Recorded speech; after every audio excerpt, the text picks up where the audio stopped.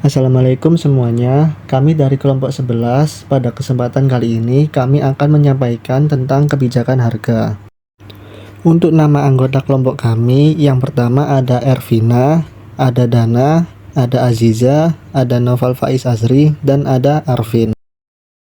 Bagian A, pengertian dan jenis-jenis harga. Jadi yang pertama adalah pengertian menurut Philip Kotler. Jadi Kotler menyatakan bahwa harga merupakan sejumlah uang yang dibebankan kepada suatu produk atau layanan jasa. Nah, artinya bahwa harga merupakan jumlah nilai yang harus dibayar konsumen demi memiliki atau mendapatkan keuntungan dari sebuah produk atau jasa. Nah, menurut Imamul Arifin menyatakan bahwa harga merupakan kompensasi yang harus dibayarkan konsumen demi mendapatkan produk barang maupun jasa. Selanjutnya ada jenis-jenis harga. Jadi jenis-jenis harga itu ada 4, yaitu yang pertama harga subjektif, yaitu harga yang ditetapkan oleh pendapat atau taksiran seseorang. Lalu yang kedua ada harga objektif atau harga pasar, yaitu harga yang telah disepakati antara pembeli dan penjual yang terkadang melakukan penawaran. Lalu yang ketiga ada harga pokok atau nilai real suatu produk. Lalu yang terakhir ada harga jual, yaitu harga yang berdasarkan dari tambahnya besaran keuntungan yang diperoleh dari penjualan, atau biasanya harga jual mengikuti harga pasar pada umumnya. Selanjutnya yaitu menetapkan harga, di mana dalam Islam sendiri harus menjunjung tinggi keadilan dan mengutamakan kepentingan konsumen. Beberapa hal yang perlu diperhatikan dalam menetapkan harga. Yang pertama ialah menetapkan harga secara wajar, di mana harga tidak boleh terlalu jauh dari harga pasar. Yang kedua, harus menghindari monopoli atau kartel yang bertentangan dengan prinsip keadilan Islam, di mana Islam sendiri mendorong persaingan yang sehat dan transparan. Yang ketiga, mengutamakan kepentingan konsumen dengan menyediakan produk atau layanan yang berkualitas. Dan yang terakhir, menghindari penipuan dengan memberikan informasi yang benar terkait produk yang akan diberikan.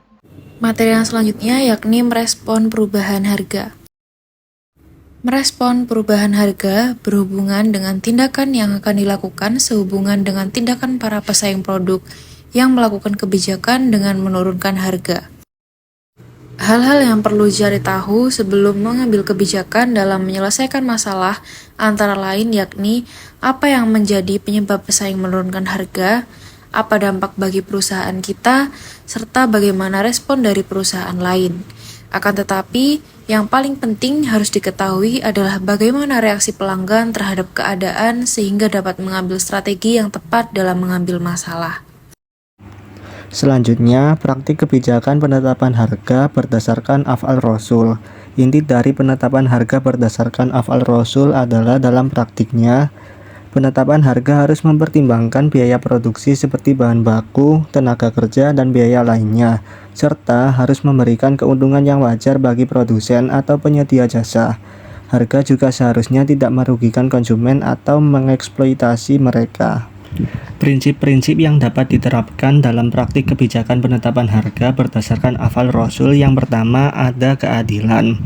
Harga harus adil bagi produsen dan konsumen. Ini berarti bahwa produsen harus mendapatkan keuntungan yang adil, sementara konsumen harus membayar harga yang wajar.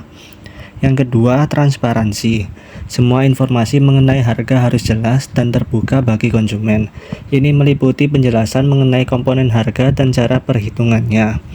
Yang ketiga, pertimbangkan kemampuan membayar. Dalam penetapan harga, kemampuan konsumen untuk membayar harus dipertimbangkan.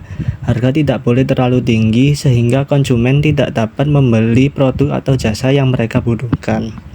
Yang keempat, kompetisi yang sehat. Persaingan yang adil dan sehat di antara produsen juga harus dijaga. Ini membantu mencegah penyalahgunaan kekuatan pasar dan memastikan harga tetap wajar. Dan yang terakhir, kelima, pertimbangkan kebutuhan-kebutuhan sosial. Dalam penetapan harga, kebutuhan-kebutuhan sosial juga harus dipertimbangkan. Ini meliputi akses harga yang terjangkau untuk semua produk atau jasa yang penting untuk kesejahteraan masyarakat. Nah, teman-teman, jika teman-teman dihadapkan dengan dua pilihan, ada kentang goreng versi kecil dengan harga 15.000 dengan kentang goreng yang besar dengan harga 25.000, pastinya teman-teman jauh lebih sering membeli kentang goreng yang kecil. Penjual pun ingin kentang goreng yang besar ini dibeli juga oleh pelanggannya. Bagaimana penjual bisa menjual kentang goreng yang besar ini agar terlihat menarik di pelanggan? Maka dari itu banyak penjual menggunakan namanya decoy pricing. Seperti yang teman-teman lihat, penjual menghadirkan satu menu lagi, yaitu kentang goreng sedang dengan harga 23.000. Sehingga teman-teman hanya menambah 2.000 lagi untuk mendapatkan kentang goreng yang besar.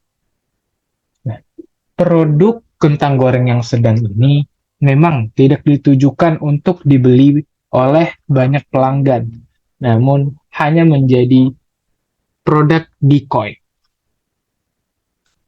Contoh nyatanya, apabila teman-teman masuk ke beranda majalah The Economist, salah satu majalah ekonomi dunia yang paling terkenal, The Economist menawarkan, yaitu ada opsi 1. Dengan $59 per tahun, sudah bisa akses online. Terus opsi kedua, teman-teman bisa akses ke majalah cetak ekonomis dengan harga $125 per tahun. Nah, opsi 3, akses ke majalah cetak plus akses online dengan harga yang sama dengan opsi 2, yaitu $125 per tahun. Nah, mengapa The Economist menawarkan opsi 2? Nah, opsi 2 di sini bertujuan untuk menjadikannya adalah produk decoy. Jadi, agar opsi ketiga ini tidak terlihat mahal dari kacamata konsumen atau calon konsumennya. Metode ini disebut dengan decoy pricing